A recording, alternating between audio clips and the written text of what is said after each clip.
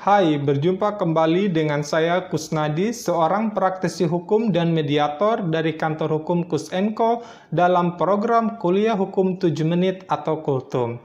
Pada episode kali ini saya akan membahas terkait dengan selayang pandang Undang-Undang Cipta Kerja yang pada saat dilahirkan undang-undang tersebut banyak menimbulkan kontroversial di tengah masyarakat. Namun sebelum pembahasan lebih lanjut, saya persilahkan pada Anda semua untuk like, sharing, komen, dan subscribe daripada channel YouTube ini agar Anda dapat mengikuti program-program Kultum lainnya yang penuh inspirasi dan aspirasi tentang pembelajaran hukum di Indonesia. Sahabat, ketika kita berbicara masalah regulasi, dalam hal ini adalah Undang-Undang Cipta Kerja atau Undang-Undang Nomor 11 Tahun 2020 atau istilah asingnya disebut dengan Omnibus Law, ini merupakan hasil kesepakatan politik antara lembaga eksekutif dengan lembaga legislatif di akhir tahun 2020. Nah, untuk mengetahui maksud dan tujuan daripada diciptakannya atau dilahirkannya suatu undang-undang, maka kita bisa melihat misalkan apa yang menjadi filosofis salah satu unsurnya ya. Filosofis daripada diciptakan atau dilahirkannya undang-undang tersebut. Termasuk dalam hal ini adalah filosofis dilahirkannya Undang-Undang Cipta Kerja. Nah, bagi masyarakat awam, mungkin kita berpikir kalau melihat dari judulnya saja, misalkan Undang-Undang Cipta Kerja. Oh, berarti ini adalah undang-undang untuk menciptakan beragam lapangan pekerjaan di negara Republik Indonesia. Karena undang-undang ini berlaku khusus untuk di Indonesia. Memang betul, salah satu filosofis daripada menerbitkan atau dilahirkannya Undang-Undang Cipta Kerja ini adalah untuk melahirkan atau untuk membuka lapangan pekerjaan yang seluas-luasnya bagi para tenaga kerja di Indonesia, sehingga dapat mewujudkan masyarakat Indonesia yang sejahtera, adil, makmur, berdasarkan Pancasila dan Undang-Undang Dasar tahun 1945. Ini merupakan salah satu upaya negara sebenarnya untuk melakukan pemenuhan hak-hak asasi warga negara atas pekerjaan dan penghidupan yang layak bagi kemanusiaan. Nah, sahabat, di samping itu, Undang-Undang Cipta Kerja ini diharapkan juga mampu menyerap sebanyak-banyaknya tenaga kerja Indonesia di tengah persaingan yang semakin kompetitif dan tuntutan globalisasi ekonomi.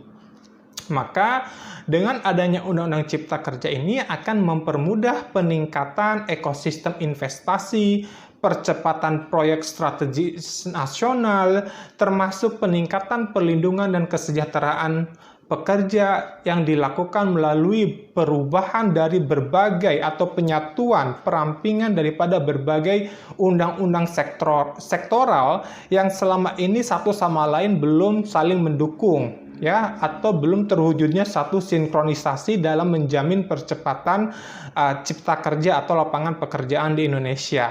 Nah, jadi bisa dikategorikan bahwa Undang-Undang Cipta Kerja ini merupakan suatu terobosan hukum yang dalam menyelesaikan berbagai permasalahan yang selama ini dianut atau terdapat di dalam beberapa undang-undang ke dalam satu undang-undang secara lebih komprehensif atau menyeluruh. Nah, sahabat, Undang-Undang Cipta Kerja ini sebenarnya merupakan undang-undang yang mencabut terhadap dua ketentuan undang-undang sebelumnya. Yang pertama adalah Undang-Undang Nomor 3 Tahun 1982 tentang wajib daftar perusahaan dan Statblad tahun 1926 nomor 226 Junto Statblad tahun 1940 nomor 450 tentang undang-undang gangguan. Mungkin yang menjadi pertanyaan kita, apa itu Statblad ya? Nah, Statblad ini merupakan lembaran negara pada periode kolonial, atau kita melihatnya sekarang adalah lembaran negara Republik Indonesia. Kita bisa mengetahui istilah Lembaran Negara Republik Indonesia atau LNRI tahun sekian-sekian itu di akhir atau di penghujung penjelasan ataupun undang-undang ya, undang-undang batang tubuh undang-undang di paling bawah penutupannya itu. Nah, jadi kalau begitu apa sih sebenarnya yang dimaksud daripada lembaran negara, atau apa fungsi dan tujuan bahwa suatu undang-undang mesti dicatatkan di dalam lembaran negara?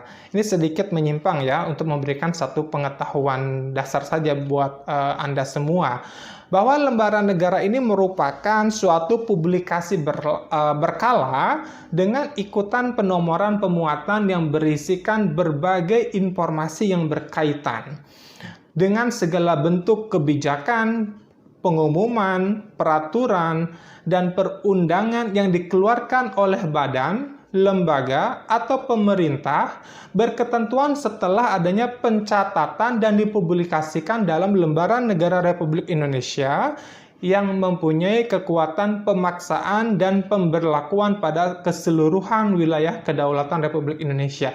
Jadi ini, kenapa misalkan sering ada di tengah masyarakat, ada undang-undang baru, masyarakat tidak mengetahui, ternyata dia dijerat dengan undang-undang tersebut. Padahal atas dasar saya kok tidak mengetahui ada undang-undang tersebut. Kenapa saya mesti dihukum? Kenapa saya mesti disanksi? Kenapa saya mesti didenda misalkan?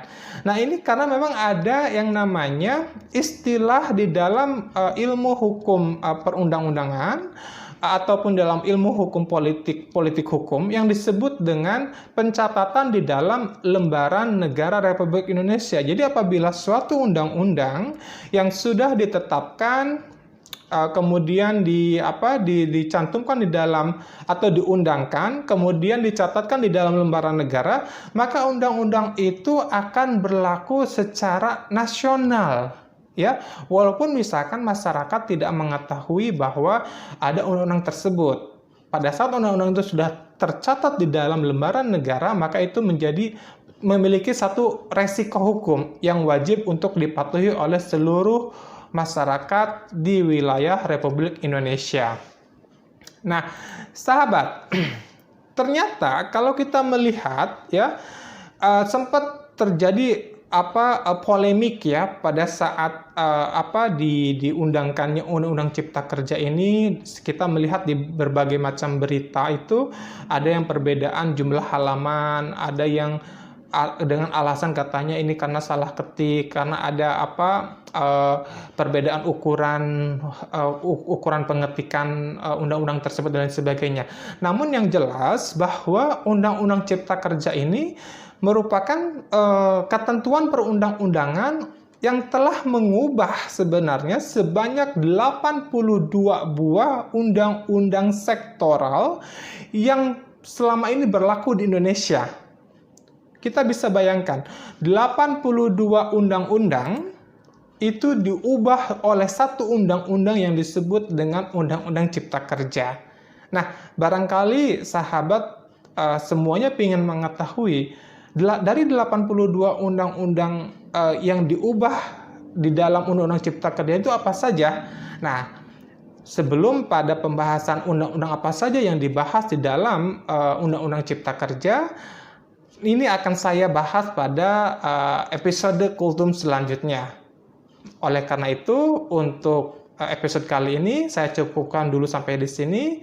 Dan terima kasih atas perhatian Anda. Semoga Anda mendapatkan inspirasi yang kita harapkan bersama. Selamat siang.